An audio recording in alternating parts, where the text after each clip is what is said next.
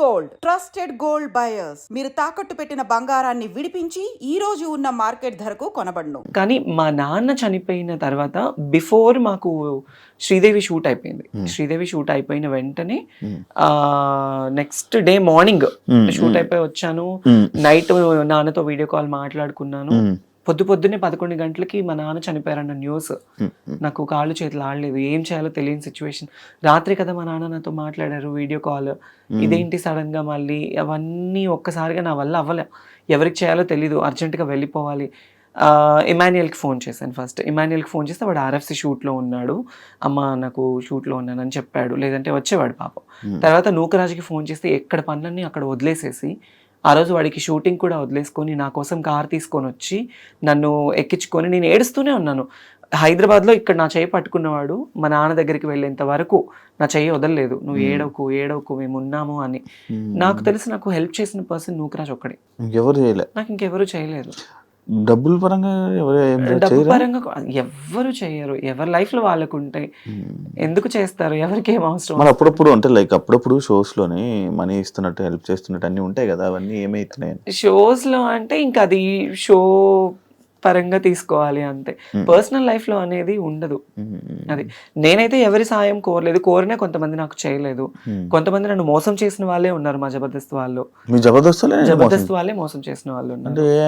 ఏ విధంగా? కిరాకార్పి ఏం చేశాడు? అతన్ని నేను లైఫ్ లో మర్చిపోలేను అనమాట. ఏం చేశాడు? సో నేను అదిరిందికి వచ్చింది కూడా అతని వల్లే. అతనికి ఒకానొక టైంలో నేను ఒక అన్న, తను నాకు ఒక సొంత అన్నలాగా నేను ట్రీట్ చేశాను. బట్ తనేంటంటే తనదంతా వేరు, తన మైండ్ సెట్ వేరు, తన అంతా వేరు. తను నేను ఎప్పుడు తప్పు అనలేదు, తప్పు అనను కూడా.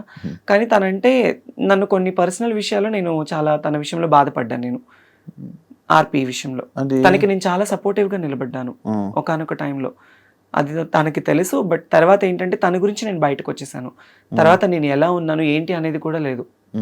ఫినాన్షియల్ ఎఫర్ట్స్ లో కూడా నేను తనకి హెల్ప్ఫుల్ గా ఉన్నాను. నాకు కష్టం వస్తే నాకు ఎలా ఉందని కూడా ఏ రోజు నన్ను అడగలేదు.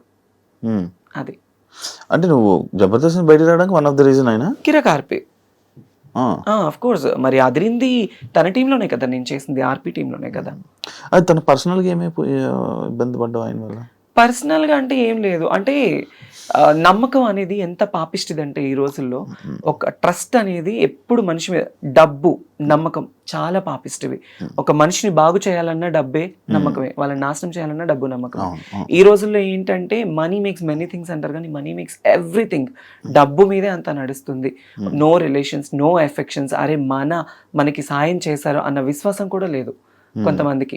నేను ఎంత చేశాను ఏంటి అనేది ఆర్పీకి తెలుసు, చాలా మందికి జబర్దస్త్ వాళ్ళకి తెలుసు.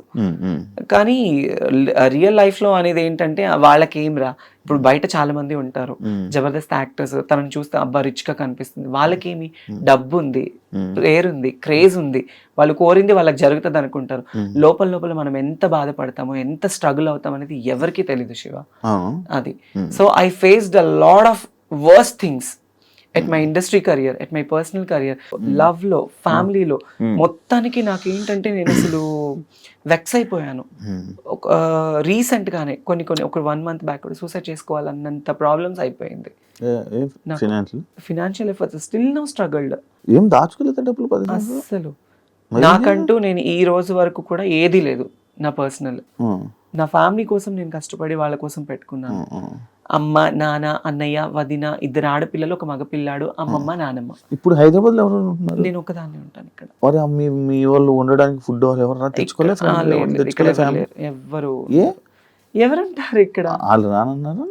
అట్లా అని కాదు, వాళ్ళకి మా ఇంట్లో గుంటూరులో అమ్మ వాళ్ళ ఫ్యామిలీ ఏంటంటే ఎప్పుడైనా పిల్లలకి సమ్మర్ హాలిడేస్ అప్పుడు ఒకసారి, అంటే ఇప్పటి వరకు ఒక్కసారి వచ్చేళ్ళారు హైదరాబాద్ కి.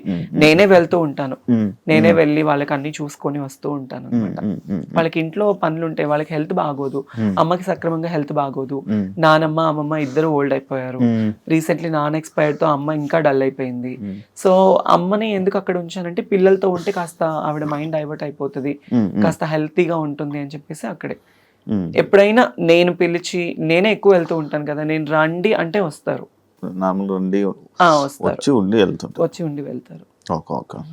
పెళ్లి ఎప్పుడు చేసుకుంటున్నావు? పిల్లోడిని చూడాలన్నా నేను రెడీ. చేసుకుంటానా మళ్ళీ మా మళ్ళీ ఇంటికి సంబంధాలు కూడా వచ్చాయి. కాదు ఇలాంటివన్నీ జరుగుతున్నాయి కదా మళ్ళీ అలా నా లైఫ్ భయం లేదా? నా లైఫ్ లో నేను మళ్ళీ తెలిసి నేను ఆ తప్పు చేయలేను. తెలిసి నేను ఆ తప్పు చేయలేను. అది నేను స్కూల్కి వెళ్ళే టైంలో ఒక ముస్లిమ్స్ అబ్బాయిని లవ్ చేశాను. పేరు చెప్పను, లవ్ చేశాను. తను కూడా నన్ను డైలీ సైకిల్ మీద వచ్చి నాకు చాక్లెట్ ఇచ్చి ఇంటి దగ్గర వదిలిపెట్టి వెళ్ళేవాడు. అలా అలా అలా అలా బాగా డీప్ అయిపోయింది. అప్పట్లో చాక్లెట్లు ఇస్తే పడిపోయేవాళ్ళ మీరంతా? అంటే నేనైతే పడిపోయా. డైలీ వచ్చి తిరుగుతూ అప్పుడు ఇంకా ఇప్పుడున్నది ఏం కాదు. అప్పుడు ఇలా పట్టుకుంటే పింక్ అయిపోయేదాన్ని, అంత తెల్లగా ఉండేదాన్ని చిన్నప్పుడు, ఇంకా బాగుండేదాన్ని. అప్పుడు తన వల్ల ఏంటంటే తను వయసు పెరిగింది, 5 ఏళ్ళు బాగా డీప్ లవ్ లో ఉన్నాము. అంటే అప్పుడు ప్రేమ పెళ్లిళ్ళు ఏమి తెలిసేది కాదు. తను నా మీద కేరింగ్ చూపించాడు, నేను తన మీద అఫెక్షన్ చూపించాను అంతే. అట్లా అట్లా అట్లా దగ్గర అయిపోయి నేను చెప్పాను తనకి, ఇది కాదు, నువ్వు మంచిగా సంపాదించి నువ్వు ఒక పొజిషన్ లో ఉండి నువ్వు 2 కార్లు కొని ఇల్లు కడితే నేను అప్పుడు నిన్ను పెళ్లి చేసుకుందాం మన ఇద్దరం అని చెప్పేది. చిన్నప్పుడు మాటలు ఉండేవి కదా. అట్లా ఆ అబ్బాయి సీరియస్ గా తీసుకొని నిజంగా ఆ అబ్బాయి చాలా కష్టపడ్డాడు. కష్టపడి ఇల్లు కట్టుకున్నాడు, కార్లు సంపాదించుకున్నాడు. సగం నన్ను మోసం చేశాడు బాగా, చాలా డీప్ గా. నాకు తెలియలేదు. తర్వాత మళ్ళీ నాకు దగ్గర అయిపోయి మళ్ళీ నా లైఫ్లో ఫస్ట్ తను సంపాదించాలి నువ్వు చెయ్యాలి అన్నానా, ఆ టైంలో నేనే సాయం చేసా తనకి, డబ్బు పరంగా కావచ్చు, అన్ని ఈవెంట్లకు వెళ్ళి. నువ్వు ఇప్పుడు డబ్బు లేకుండా ఉండిపోవడానికి రీజన్ అందరికి సహాయాలు చేసి అందరికి ఇచ్చేసి నాకు లేకుండా నేను అయిపోయింది.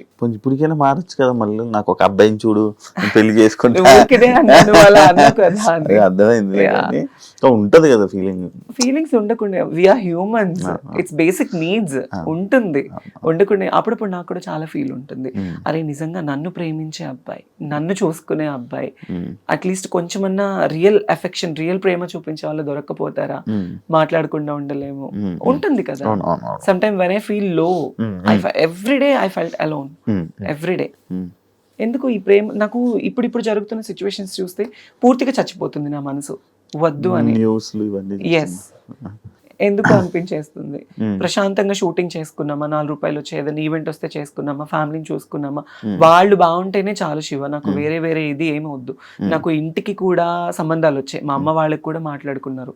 నాకు కజిన్ బ్రదర్స్ 9 మంది, మా అమ్మ వాళ్ళ అక్క చెల్లెలు 4, అందరూ. మా అన్నయ్య వాళ్ళు, నువ్వు ఎందుకు రీసెంట్లీ కూడా నా మీద గొడవ, నువ్వు దీని గురించే లైఫ్ ఇది చేసుకుంటున్నావు, నీకంటూ ఒక లైఫ్ వద్దా, నువ్వు పెళ్లి చేసుకోవా, మేం చేస్తాం అంటే ఆల్రెడీ మా ఇంటికి 2-3 సంబంధాలు వచ్చాయి. నాకు వద్దు, నాకు పేరెంట్సే ఇంపార్టెంట్. పెళ్లి చేసుకుని మళ్ళీ నేను ఆ రెస్ట్రిక్టెడ్ లైఫ్లోకి వెళ్ళి వాళ్ళు పోనీ నన్ను ఏమైనా సొంతగా అమ్మాయి నన్ను స్వీకరించేసి నాకు ఏమైనా పిల్లలు పుడతారా అని చెప్పేసి నన్ను ప్రేమగా చూసుకుంటారనుకుంటే అది లేదు. కొంత మురిపమే, కొత్తొక వింత పాతక రోత, అంతే. కొంతకాలం వాళ్ళకు ఉంటుంది, ఇంకా అంతే. తర్వాత మళ్ళీ యథావిధిగానే అయిపోతుంది. అందుకే ఉన్నంత వరకు అమ్మ వాళ్ళతోనే ఉండి వాళ్ళతో బాగుండాలి అని డిసైడ్ అయిపోయాను.